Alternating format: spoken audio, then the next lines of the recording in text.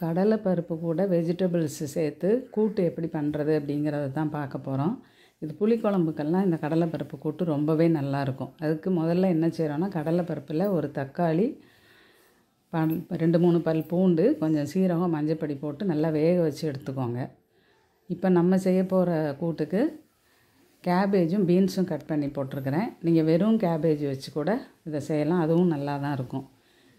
ஒரு பாத்திரத்தை அடுப்பில் வச்சுக்கிட்டு கடுகு சீரகம் தாளிச்சிக்கிட்டு வெங்காயம் பச்சை மிளகாய் எல்லாம் போட்டு நல்லா வதங்கினதுக்கப்புறமா இந்த காய்கறிகளை அதில் சேர்த்து நம்ம வேக வைக்க போகிறோம். இப்போ நான் கேபேஜும் பீன்ஸும் போட்டிருக்கிறேன். நீங்கள் கேபேஜ் மட்டும் போட்டாலே அது ரொம்ப நல்லாயிருக்கும். அல்லது கத்திரிக்காய் போட்டு கூட்டு வைக்கலாம். இது மாதிரி கத்திரிக்காயும் முருங்கைக்காயும் சேர்த்தும் இந்த கூட்டு வைக்கலாம். சௌச்சவ் யூஸ் ஆகும் இதுக்கு நல்லா.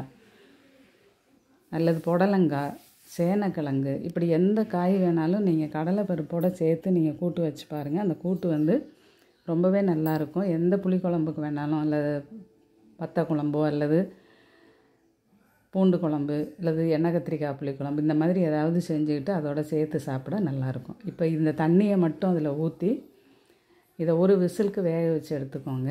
இப்போ வெந்த கடலைப்பருப்பை அதில் சேர்த்துக்கோங்க. கொஞ்சம் தண்ணி அதிகமாக இருந்தால் கொஞ்சம் வற்ற வச்சுக்கலாம். இல்லைன்னா அப்படியே நம்ம இதோடையே கொஞ்சம் தேங்காய் பூ போட்டு அப்படியே நம்ம இறக்கிட்டோன்னா இது புளிக்குழம்பு, எந்த புளிக்குழம்பு கூடனாலும் சாப்பிட்றதுக்கு நல்லாயிருக்கும்.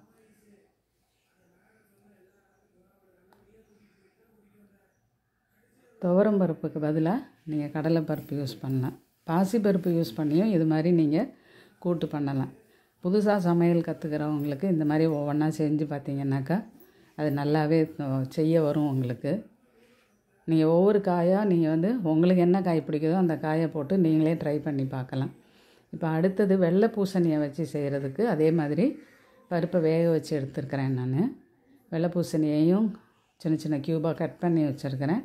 வெங்காயம் பச்சை மிளகாய் கருவேப்பிலை கொத்தமல்லி தழை எடுத்து வச்சுருக்கிறேன். இப்போ இந்த வெந்த கடலைப்பருப்பு கூட இந்த பூசணிக்காயை சேர்த்து, தண்ணி கொஞ்சம் அளவாகவே இருக்குது இதில், அதனால் அது கூடயே சேர்த்துறேன். சேர்த்துட்டு எப்பயும் போல் தாளித்து கொட்டிக்கிறேன். வெங்காயம் பச்சை மிளகாய் கருவேப்பிலை எல்லாம் தாளித்து கொட்டிட்டு கொஞ்சமாக உப்பையும் சேர்த்துக்கிட்டு தேங்காய் பூ நீங்கள் முதல்ல சேர்க்குறதாலும் சேர்த்துக்கலாம், இல்லாட்டி வெந்ததுக்கப்புறம் கூட நீங்கள் சேர்த்துக்கலாம். இந்த மாதிரி சேர்த்து இந்த தேங்காய் லேசாக வேகிற அளவுக்கு விட்டால் போதும். இந்த டிஷ்ஷெல்லாம் நீங்கள் ட்ரை பண்ணி பாருங்கள்.